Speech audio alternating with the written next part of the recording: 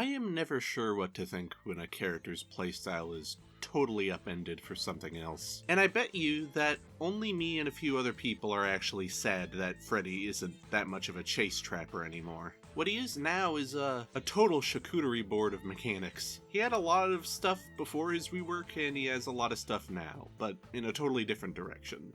I am glad I could make the initial Freddy video just to archive how he used to work, and part of me kinda misses how he used to do things. This used to be the entire concept of this video, but it turns out it happened again.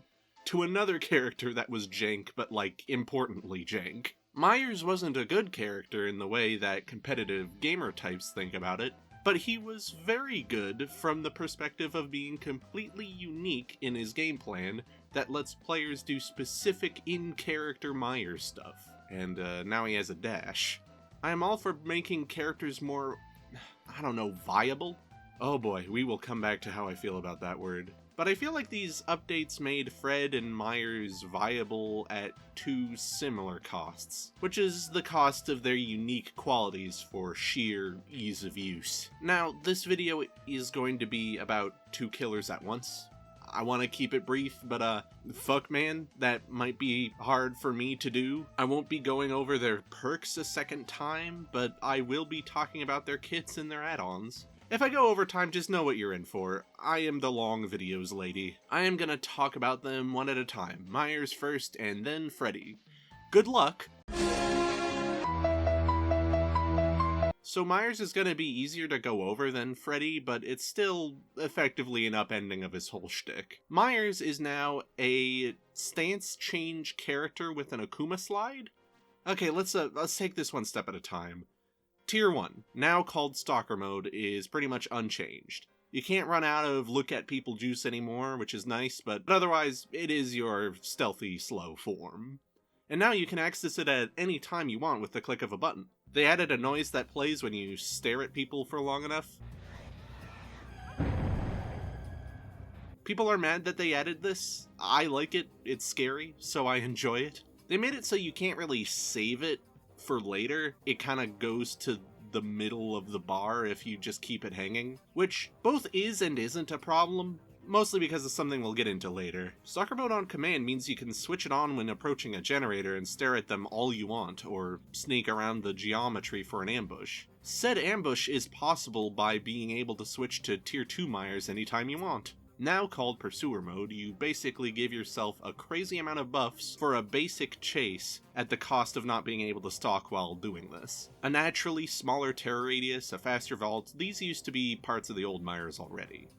But now you get to be better at even more things. You break obstructions and generators noticeably faster, you recover from stuns a lot quicker, and can travel a good distance with your basic lunge attack alone, letting you reach people that would have been a smidge too far away before. If old Tier 2 Myers was Killer Plus, Pursuer Mode is Killer Plus Plus Plus. I think out of all the parts of this rework, these two are my favorite. I don't know what the consensus is, but making Myers just a little bit superhuman in Pursuer Mode is pretty in line with his personality in the films. A little bit more unstoppable than most.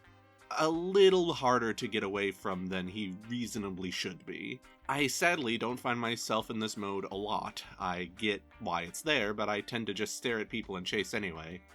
So I tend to not utilize it as much as I probably should. That said, I have been recently getting better at switching between modes as Myers in the middle of chase, and this is how you can keep up with people while still soaking up the evil juice of people trying to stay at arm's length from you. Staring at people is my favorite part of Myers, so I go to the mode that does that primarily.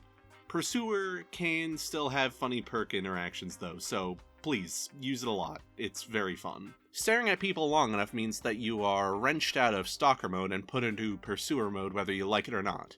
At any time after this, if you press a button, you enter Evil Incarnate Mode, which acts completely different to how Tier 3 used to. No longer is your terror radius huge, no longer are all survivors exposed. You get the same bonuses that Pursuer Mode has sans the lunge distance.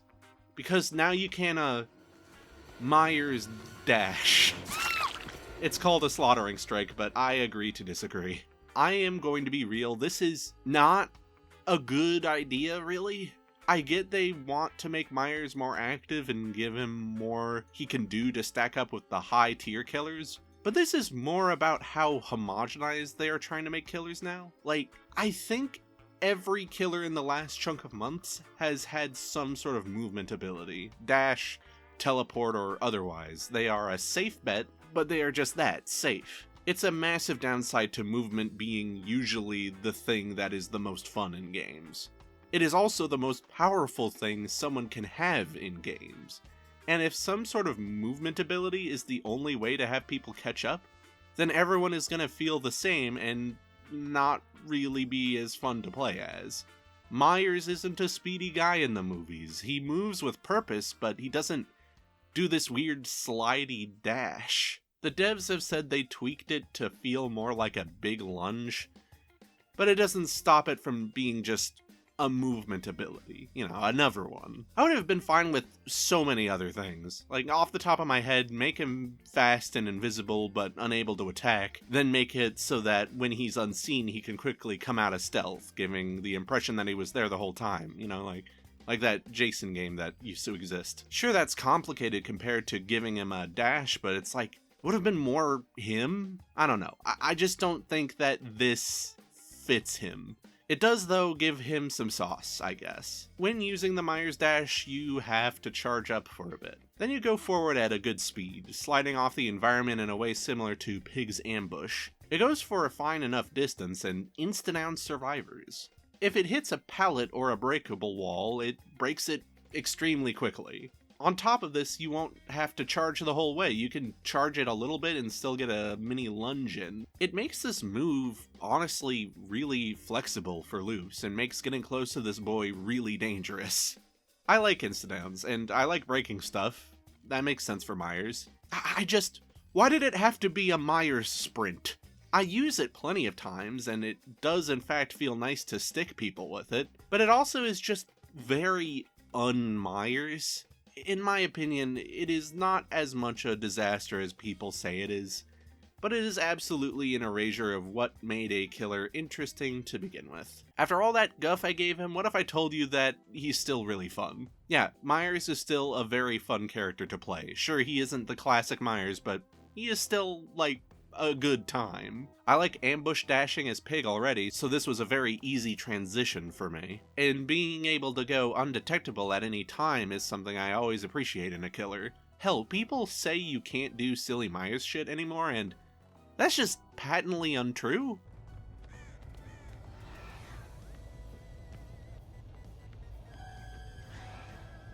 Because soccer mode is something you can just turn on at any time you want now, you can have Myers moments way more often than the old version of Myers. For as insanely out of character as the Myers dash is, the stance change between aggression and stealth is extremely on point. Another thing I will say about this rework that is unequivocally good is that they made the tombstones not bullshit anymore. See, when in angry mode, if you get close enough to a down survivor who is on death hook, or hell, get close enough to a survivor who is at all on death hook, regardless of if they are on the floor or not, you can hold down a button and just kill them.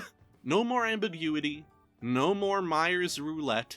The survivor now knows this can happen if they are going to die anyways.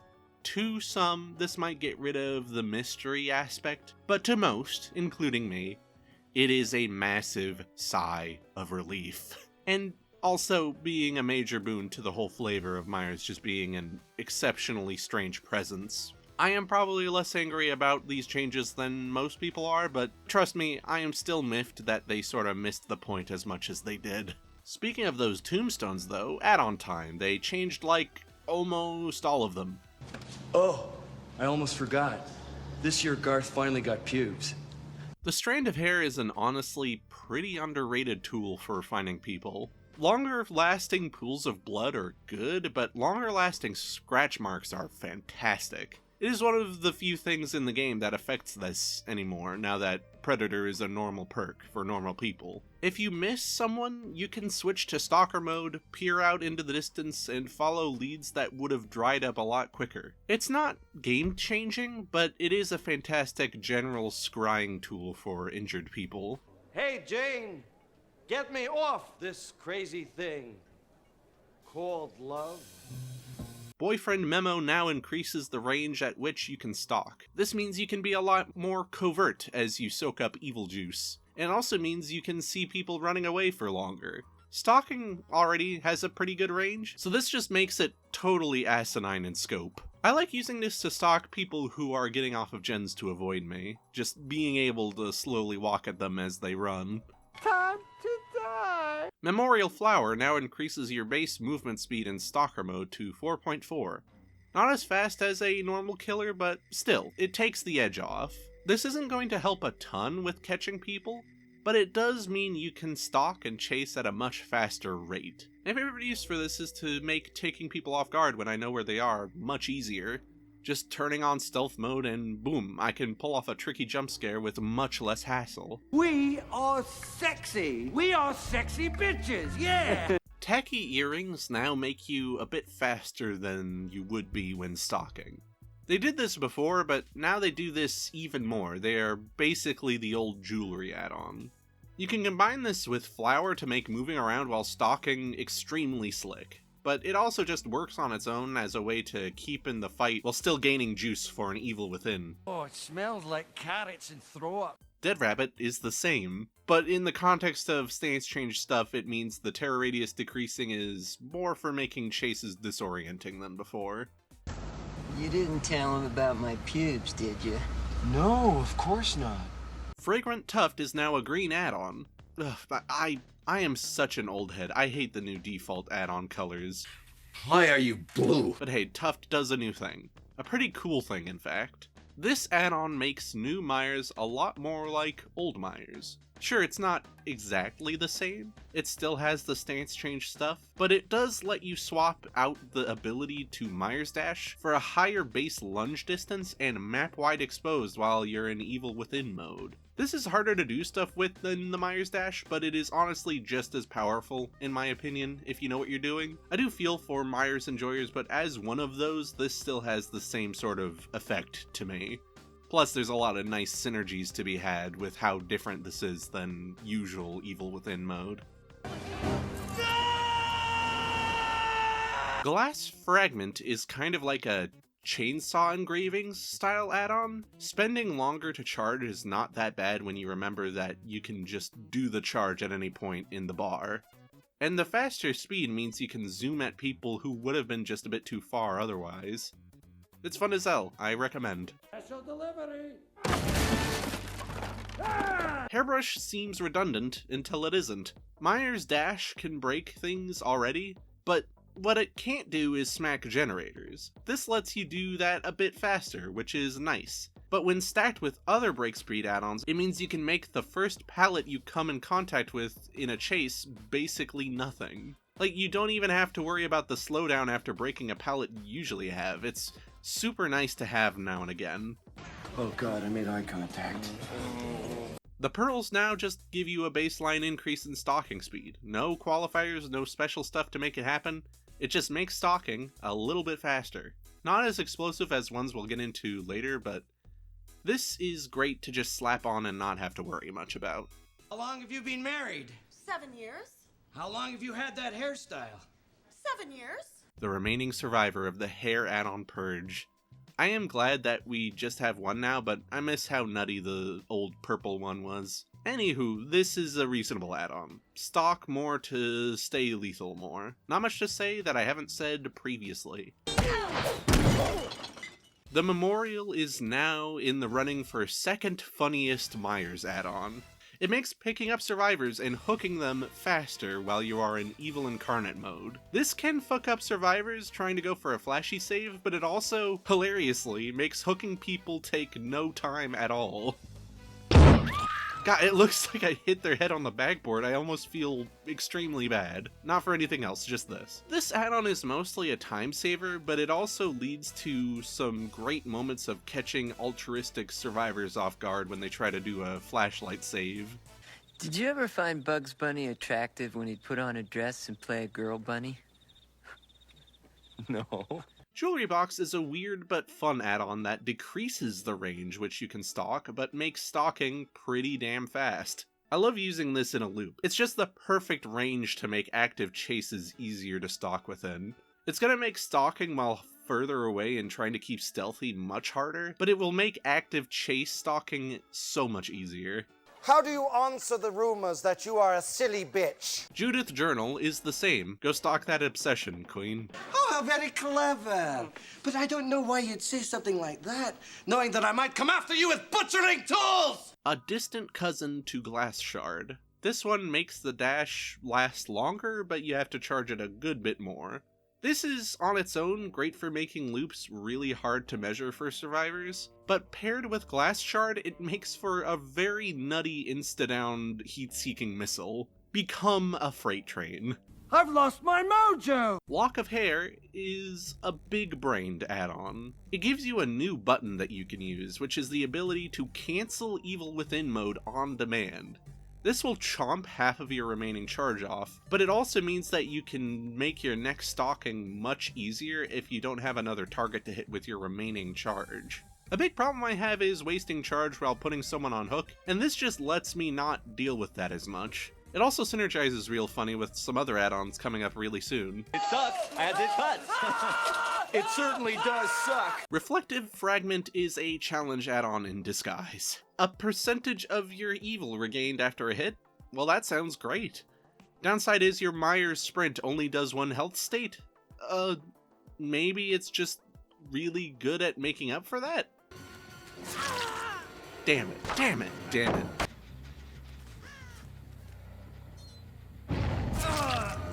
Damn it, damn it, damn it, damn it. Okay. I can't use this well. I feel like saying this can't be used well would be short-sighted of me, but at the moment it kinda acts as a way to make everything harder for you as Myers. I do like using token stacking stuff with it though, since the insta-downs don't get in the way of such things.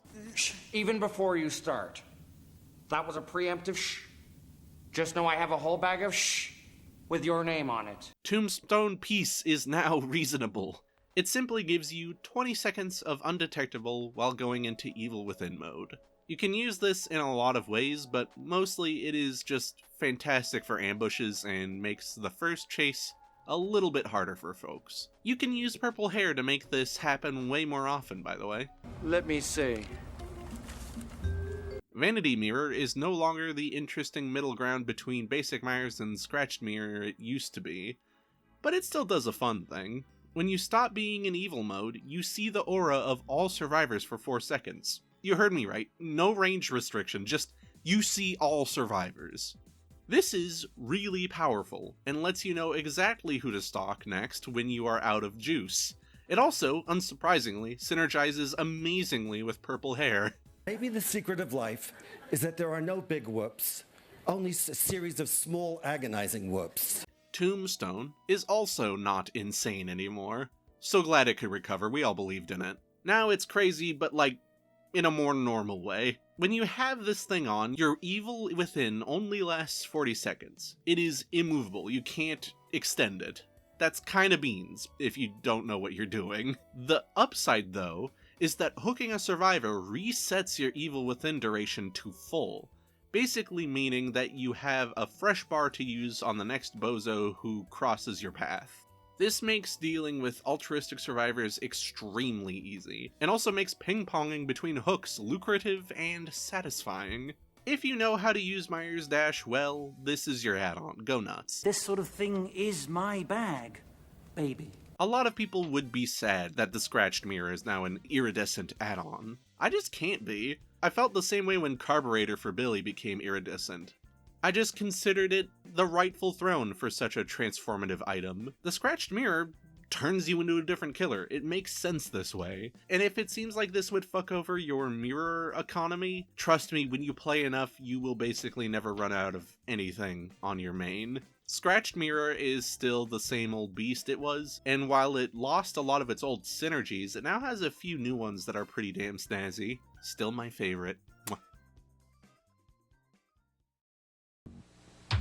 It's the freak phone, and here's the party freak, Freddy Krueger. Freddy has been 3 vastly different things in his lifetime. He has been an information-based stealth killer whose power was to eventually basic attack people. He has been a chase-oriented trap setter with some teleportation spice. And now he is a ranged crowd controller with trap setting capabilities and some teleportation mega spice. I was one of like 3 people to actually enjoy 2.0 Trapster Freddy. I feel as if with him reworked like this, we are slowly but surely reaching active ability 20xdx. I get why this is what they did with him, but I am butthurt because there are only so many trappers in the game that reward map knowledge over Twitch decision making at this point.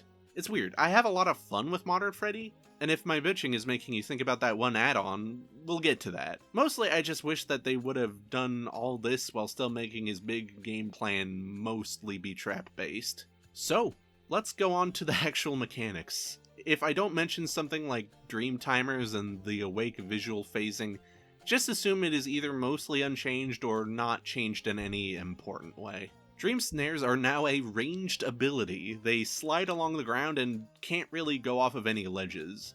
They are extremely easy to hit, so you're gonna be spamming this in chase all the time. Goes through walls, travels a good speed and a long distance, and goes down light slopes. Basically, if you play Pyramid, this is going to be an easy thing to understand. Instead of doing nothing when someone is awake, Dream Snares now slap 30 seconds onto someone's sleep timer. Meaning, if you keep hitting someone with this, they are going to be in the dream world in no time. Granted, you can just basic attack survivors to put them in anyway, but at least it doesn't do absolutely nothing anymore, and can actually cause many survivors to get dream worlded at the same time.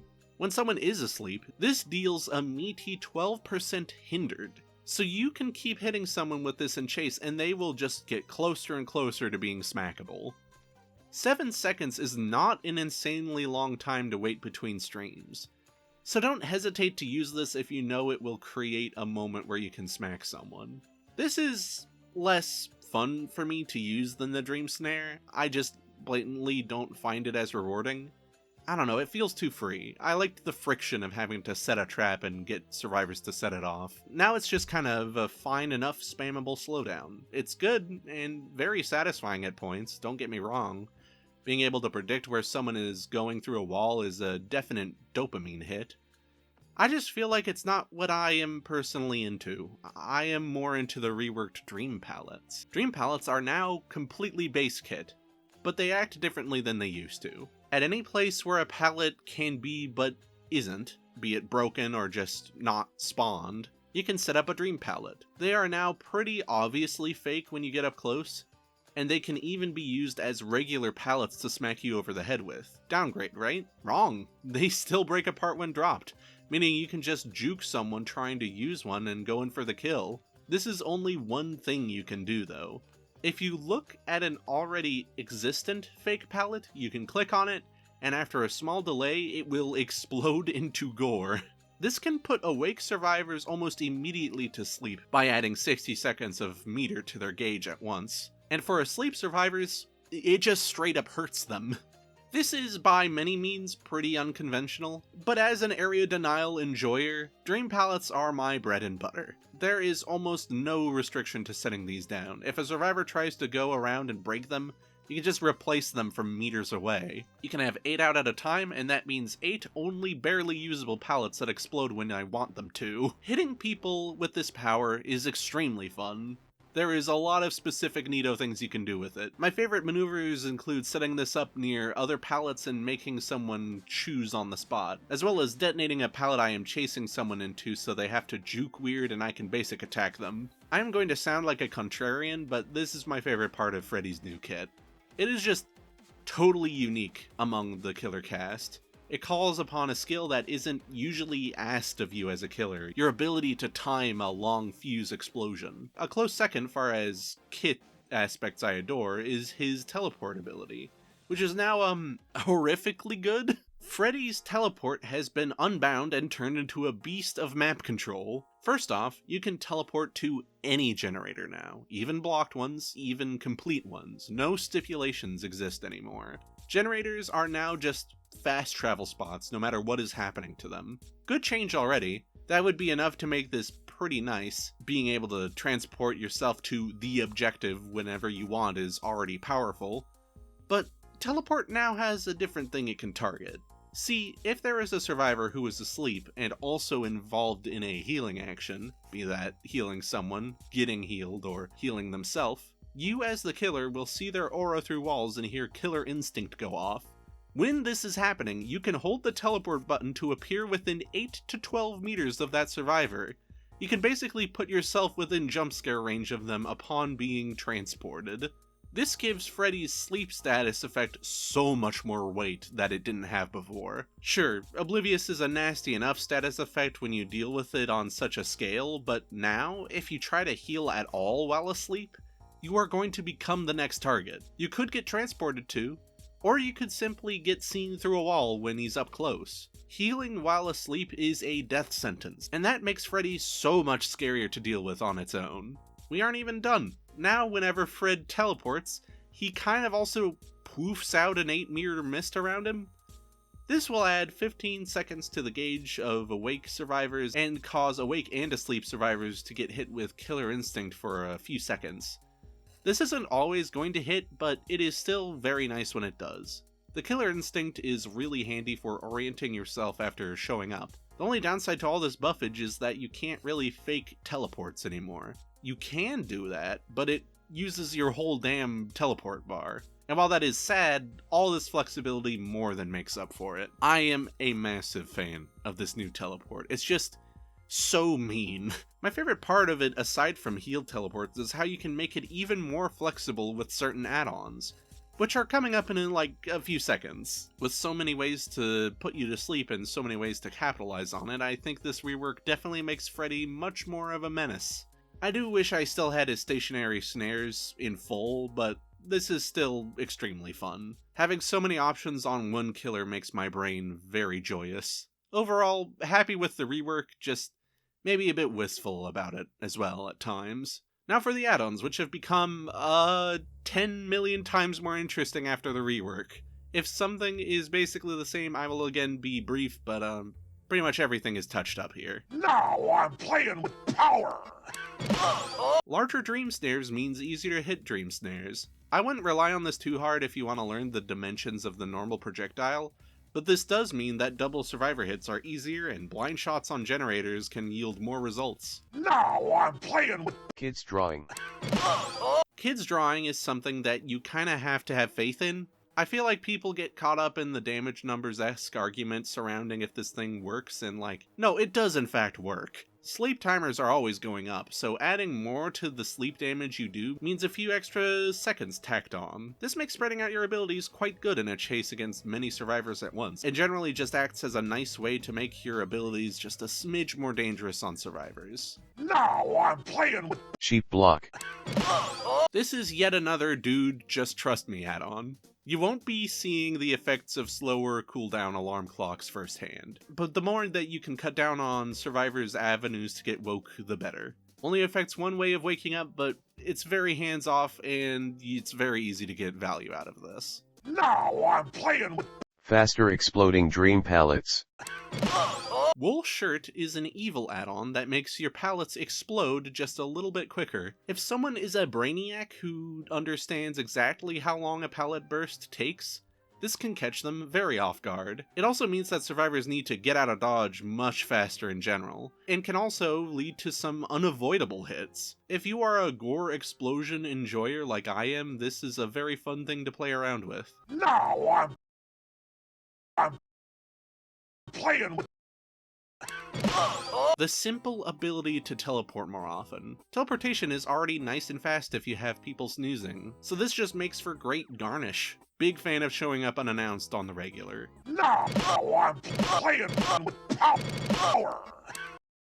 Green Dress is the hands-off add-on that makes altruistic wake-up actions harder for survivors. 2 seconds more of clapping and snapping at people to wake them up is not crazy, but it is a massive time waster if you are aiming to heal someone directly afterward or you just want to get to a gen.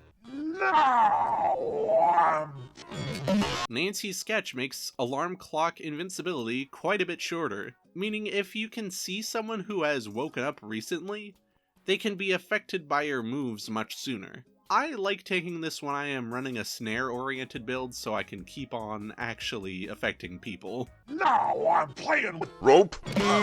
Outdoor Rope is a fantastic snare add-on that makes said snares travel considerably faster. This, like many things, can fuck up your muscle memory, but it can also fuck up the muscle memory of your survivor targets. I feel like this makes snares way better in loops where they can just travel through walls fast as hell. Now I'm power. Snares usually have this little moment that you have to charge before you can shoot them. With this add-on, you don't really have to worry about that anymore. You can just throw out a tide whenever your cooldown is up. More snares means more slowed and asleep survivors. Simple as that. I am going to kill you. Blue Dress turns your dream snares back into traps. Oh fuck yeah, it's time to hit the road with my favorite game plan. Wait, what's this in the fine print? Traps only last 8 seconds, and you can only have one of them out at a time. I see. Now listen, this is still a bone that has been thrown in my direction, but I don't think that the devs really understood why the snares were good. They were good because you could just put one up whenever you wanted. But between the cooldown and the ability to only place one, you just kinda end up making a somewhat ineffectual circle of bad sauce in the middle of a loop. If this is used in tandem with a fake pallet, you can make some fun stuff occur, and if a snare is up, it can hit someone more than once if they touch it. But it just, man, this is not what I used to play Trapped Freddy for. It does at least have fun synergies like larger snares and stuff, but like, one at a time and for only 8 seconds, huh? I want to get good at using this thing because it's weird and I like weird. I am just a little bit sad that they didn't stick the landing with it. Now I'm power. Jump Rope makes your snares inflict a full 5 seconds of hindered. The slow is already powerful, and the duration is already great. If you put this on, you'll be turning your traps into total molasses. I find this works best away from loops if you can land the hit, just making survivors caught out in the open have to contend with an even harder escape to a new loop. Now I'm playing with power. Here is the more active way to cut down on teleporter cooldown. Cat Block is more passive and basically affects how big the bar is. Masterpiece, on the other hand, infuses your bar with 10% of its maximum whenever you hit a survivor with a dream ability. You gotta earn it, but even then, it's not a huge deal. I like using this thing when I want to be all over the dang place and have some other add-ons making abilities easier to hit. Now I'm playing with power. Every so often, you will get a survivor who wants to be a big ol' smarty and decides to start going around breaking your pallets by dropping them. This is already kind of a bad game plan, because A, they can be brought back just as quickly, and B, if you're doing this, there is a chance you are not doing any important stuff like healing someone or doing a generator. People still do it though, and if you are far enough away, it can kinda make you irrationally frustrated. This add-on is built to make a bad idea even worse for survivors. If someone pulls a dream pallet for any reason, they will be seen by Killer Instinct for a good little while. During this time, you can teleport effectively on top of them. The teleport is super fast too, it's like, you can just be there. This makes dream pallets even more of a nightmare. If you do this in Chase, you gotta kinda know what you're doing. But this is probably one of, if not my favorite new add-ons they brought to Freddy's new lineup. It's extremely funny. Only downside is sometimes you miss and start teleporting to a generator, which just takes some time to unlearn. Now I'm playing with blood. Increasing the range of your pallet explosions means you can turn a lot more places on the map into death traps. Like, even Shack becomes a lot more dangerous if someone dilly-dallies a bit too long. This block basically makes pallet explosions easier to hit. Simple as that. It makes the zone that survivors have to stay away from much bigger too. If you want to go whole hog, you can pair this with the shirt to cause dream pallets to become effectively unavoidable in certain scenarios. Now I'm playing with the Nintendo shit cube. Z-Block is a feast of aura reading. Snares and pallets being able to increase your ability to track survivors through walls is so very lovely, and makes following up on your abilities much easier, and making them immediately unsafe. No. I am really sad to lose old Class Photo's Illusion Bomb event, but this new functionality is almost just as interesting to me. With this in your pocket, you can teleport to exit gate switches at any time. They just become new fast travel spots. Not only this, but survivors trying to open the exit gates are now hit with killer instinct, meaning you know exactly when people are trying to escape. This is a super oppressive endgame ability to have. But also you can just do this at any point in the game too, meaning you can teleport near a generator without making the thing explode into blood, giving you away. It is more options. And while your mileage may vary, I get a lot of mileage from this thing. Now I'm playing with powers! If there is one thing I know about myself, it is that I enjoy playing the long game. And the pills are absolutely about playing said long game. Every time survivors wake up, their timer until sleeping again becomes shorter and shorter until it cuts off half the time entirely. This makes every second you are in a match a second you are profiting off of as survivors start running the timer harder and harder. This is a very powerful way to keep people in check. It doesn't prevent people from waking up, but it does make sleep a more common state to find people in. Now I'm playing with... Chains sounds like it would be insanely powerful, but it's not the craziest thing, in my experience. It blocks all non-pallet vault locations in a small radius around where you teleport to, and not for a lot of time either. You can get some great moments where you box someone in, but you have to be really good at knowing where you are once you teleport. Hilariously, this works with the paint thinner, meaning if someone drops a pallet, you can just ruin their entire life. Now I'm playing with... Box is basically the same as it was. It now lingers a bit more after someone wakes up, which is nice, but it's kind of the same last-minute funny thing as it was before. Always fun to make this thing work. Even if it just gets you one last kill, it's worth it. What do you know? I beat my high score. Red Paintbrush is probably the most interesting add-on they changed. See, back in the day, Freddy used to have the ability to, see people through walls almost all the time. It was weird and his attack plan didn't exactly work, but it was a cool little bit of history for a while.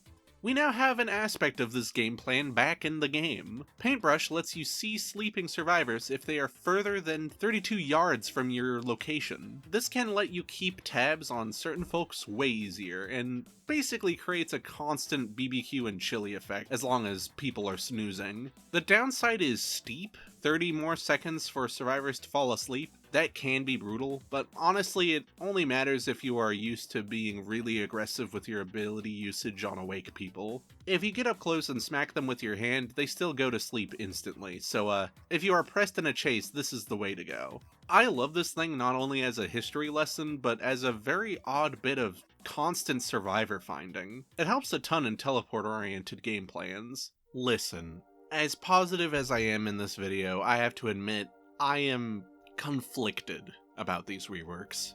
I think they are, in one breath, good choices, and in another breath, lame decisions. Like, lame-style lame decisions.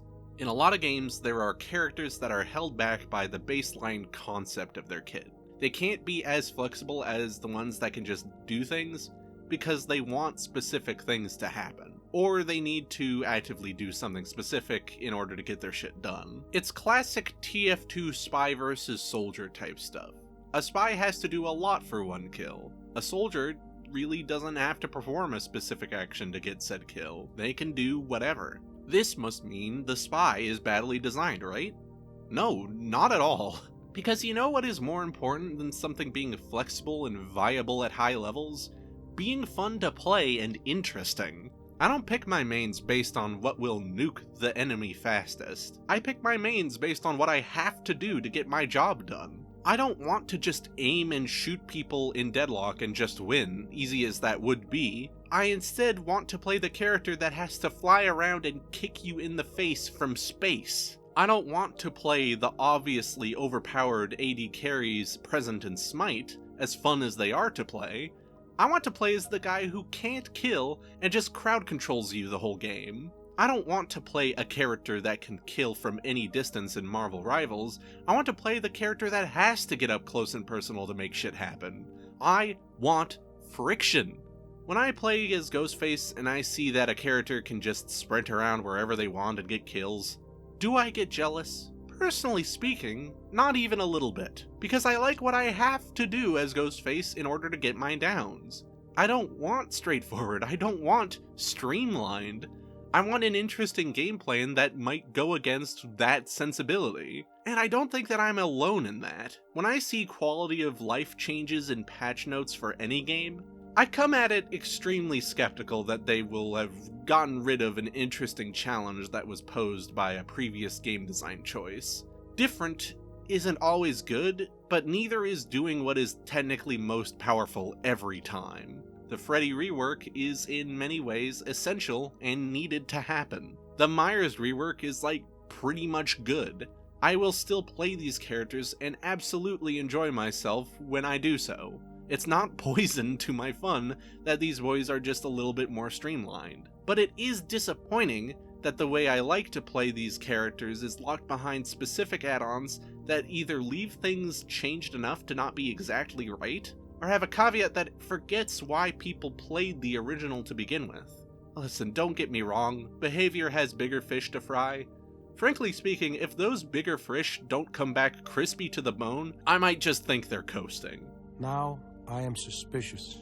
That said, I wish they would have put thought into the fact that they were definitely putting something away forever by changing these boys. Be it a unique playstyle that, while hard to profit from, was unique among the cast, or a playstyle that was just perfectly in tune with the character that had it, we did in fact lose something.